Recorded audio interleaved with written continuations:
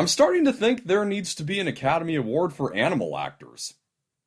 Of course, then the music would start playing before the animal can give any of his thank yous. Good Boy is a new independent movie about a young man named Todd who moves into his late grandfather's forest house only to get haunted by a supernatural force. So it's a pretty straightforward plot about a haunting, but here's the twist. It's told from the point of view of the dog.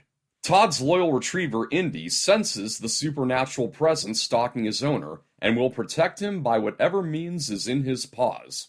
This isn't the first movie in 2025 to do a twist on a basic ghost story. We had Presence earlier this year, which was seen entirely from the POV of the ghost, and it proved to be a decent thriller drama on a small budget.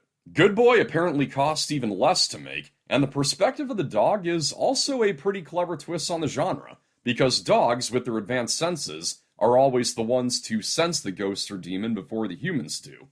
And most of the time, too, they're often the first one to die.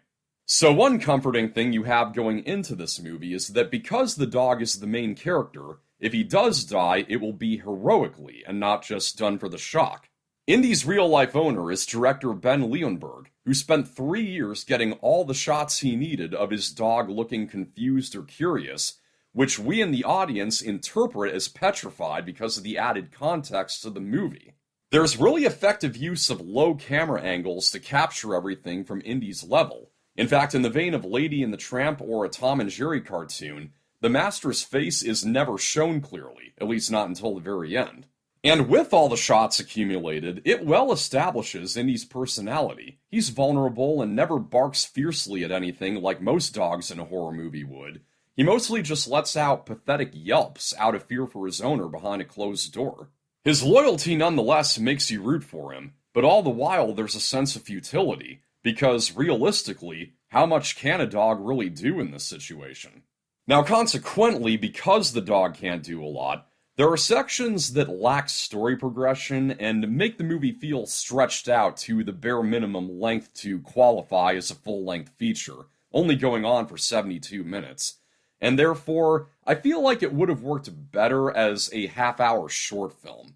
And I guess Ben Leonberg drew all of his attention to getting the right reactions out of Indy, because his performance is superior to the human actors.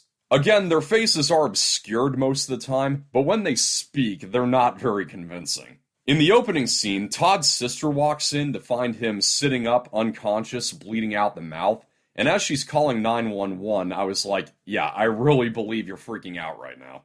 Add to that some pretty awful dubbing. There's a shot where Todd is sitting behind Indy, and you can faintly see the lower half of his face in the background.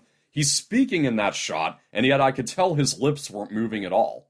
Also, the ending didn't really work for me. We spend so much time following the sweet puppy going through such futile circumstances, and by the end of the movie, it only gets bleaker. Not that I expect the ending of a horror movie to be nothing but fairies and unicorns, but in this case, I think some of that would have been more welcome. In terms of execution of the artistic experiment, I'd say Presence is the better of the two movies. It had a more moving and satisfying resolution, even if it didn't make complete sense. Good Boy is commendable for what it was able to accomplish with such a minimal cast and crew, but narratively, it left me wanting more. Scoring on the Factor Facts, I'm going to give Good Boy a 53%. That's a wrap. Thank you for watching. I hope you found this review helpful. Like and share, subscribe for more. This is Pop Culture. I'm Alex Pop.